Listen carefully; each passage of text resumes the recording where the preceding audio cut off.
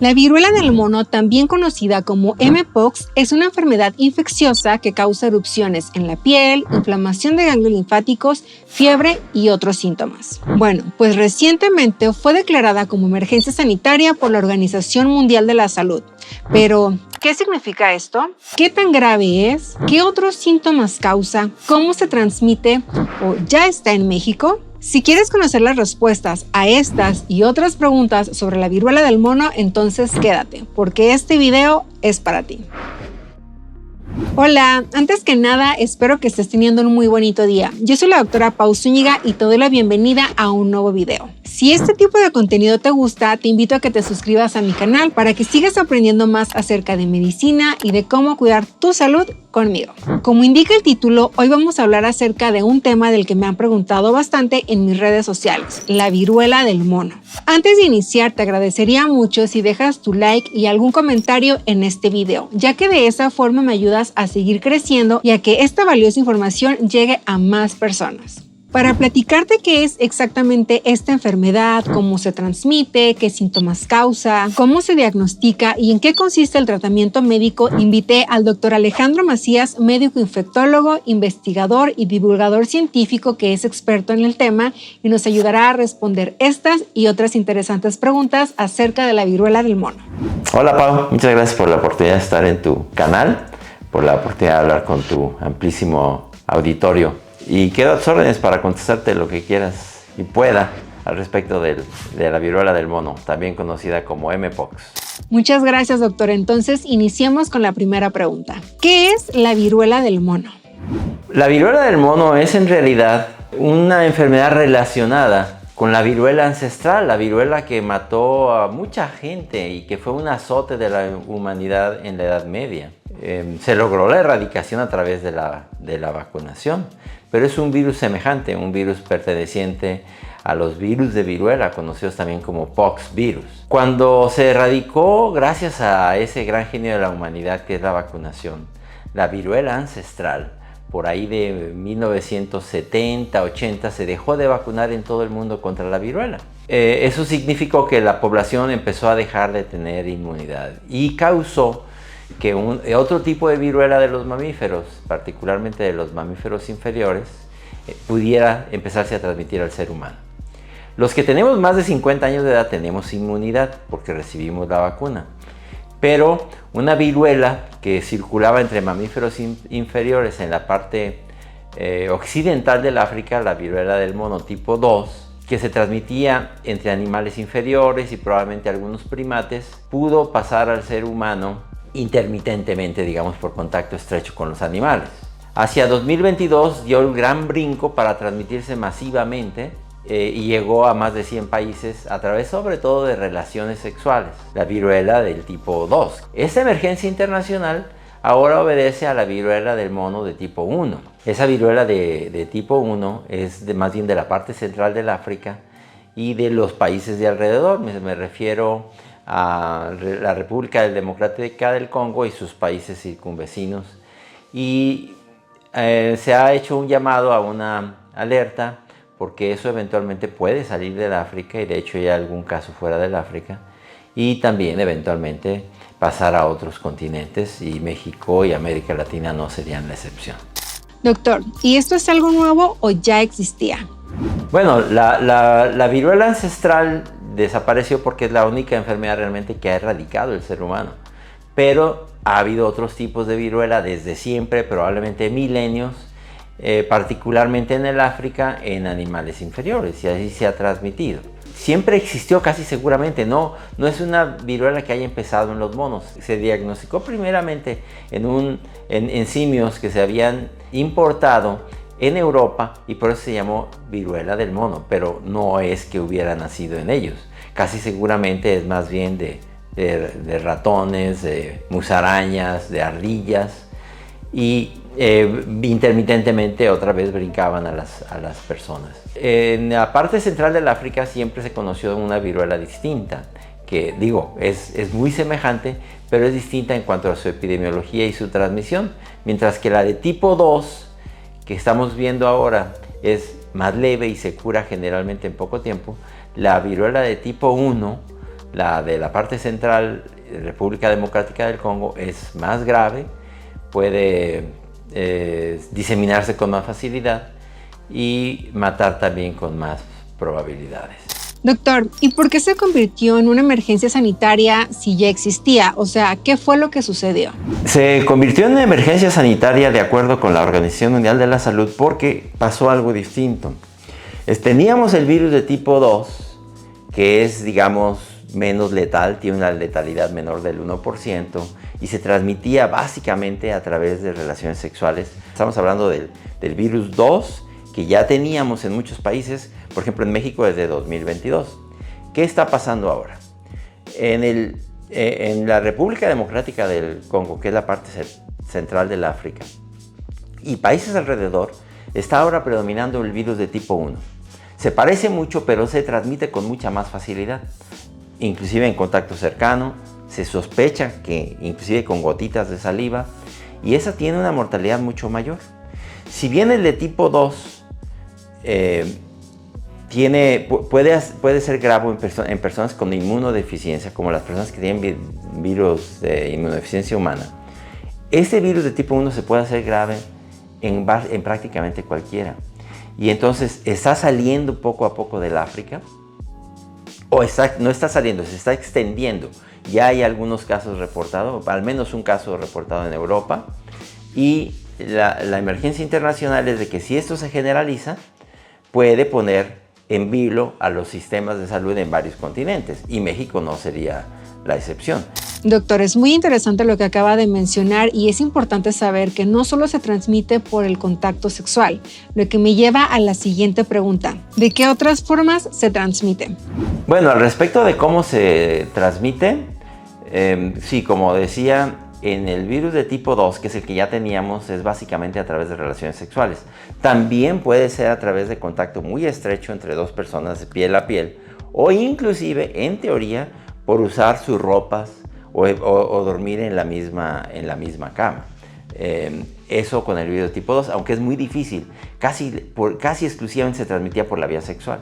Este de tipo 1, como decía, es muy probable que se transmita no solamente por la relación sexual, que es la relación más estrecha, sino también por el contacto de persona a persona, de piel a piel, de padres a hijos, por ejemplo, en familias, o inclusive a través probablemente de las vías respiratorias. Y eso tampoco, digamos, quedan exceptuadas las relaciones sexuales.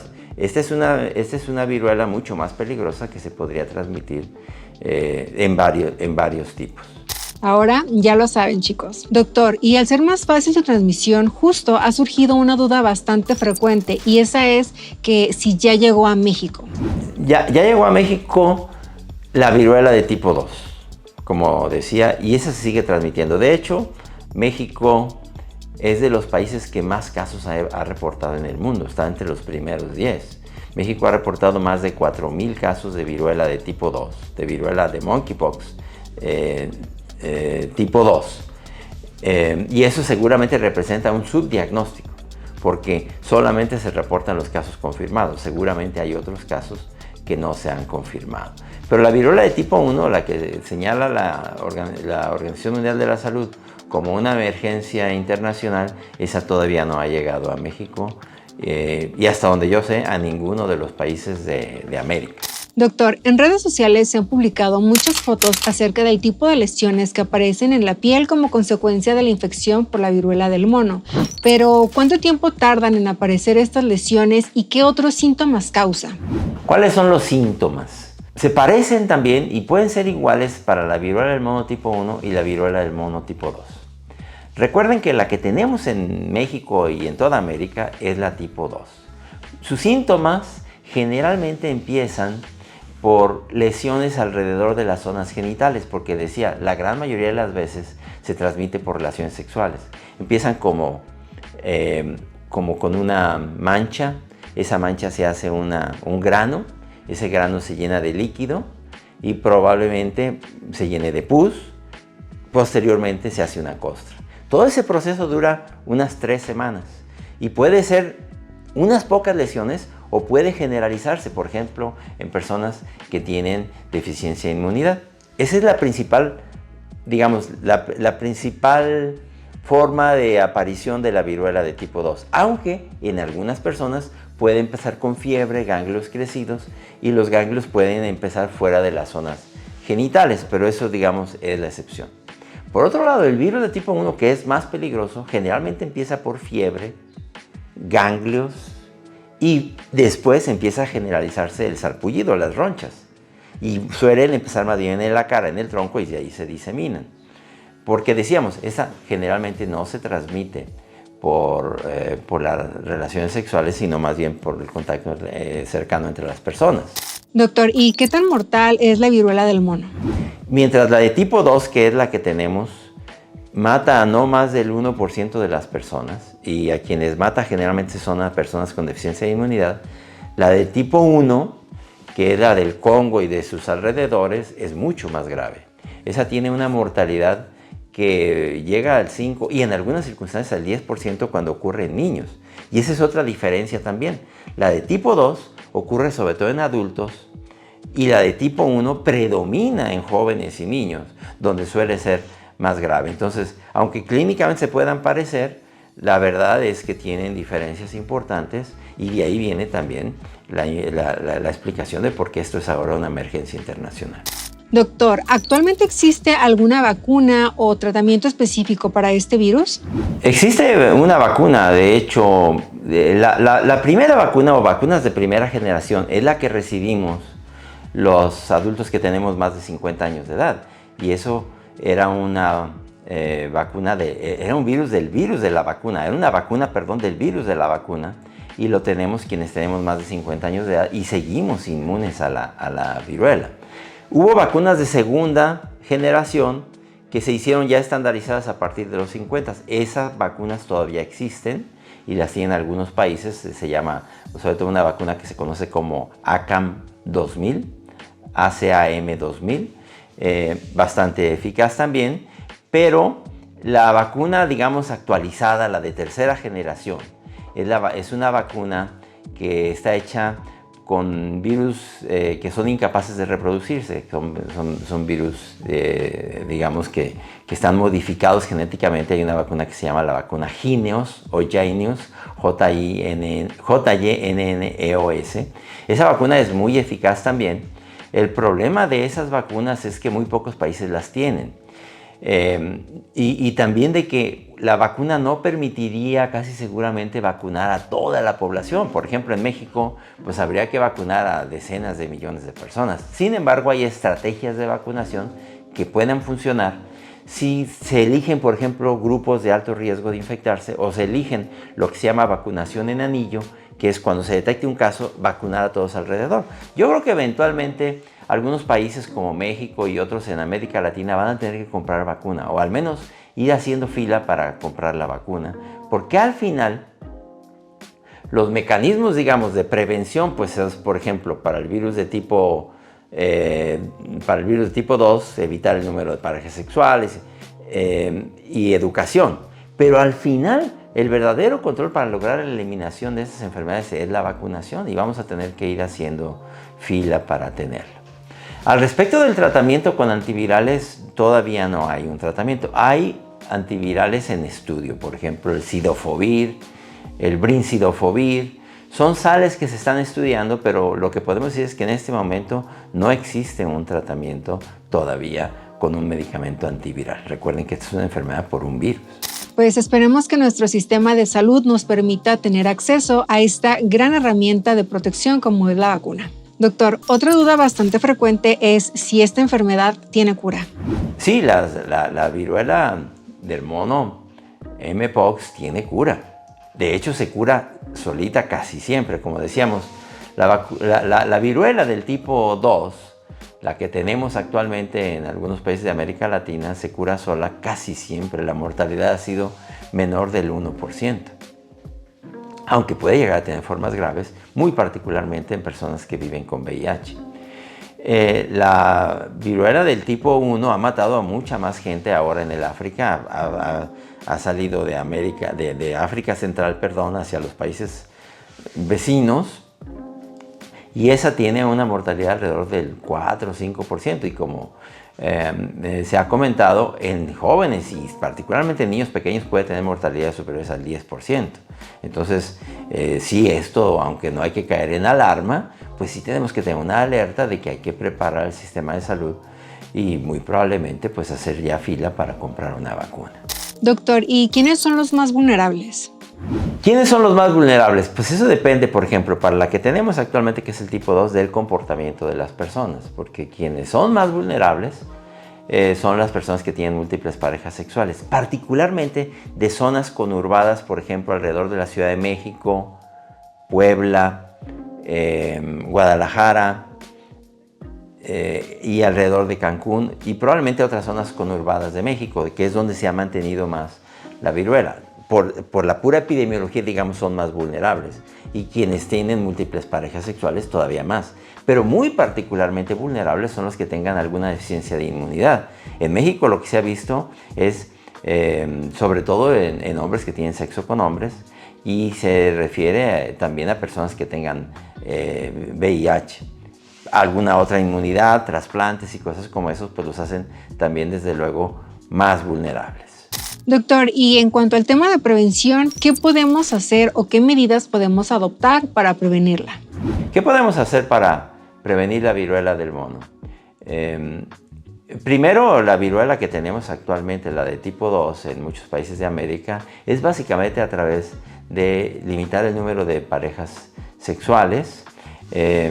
También podría incluirse el sexo protegido con condón, pero eso es un poco más difícil de asegurar que va a funcionar. Básicamente es educación y evitar el número alto de parejas sexuales.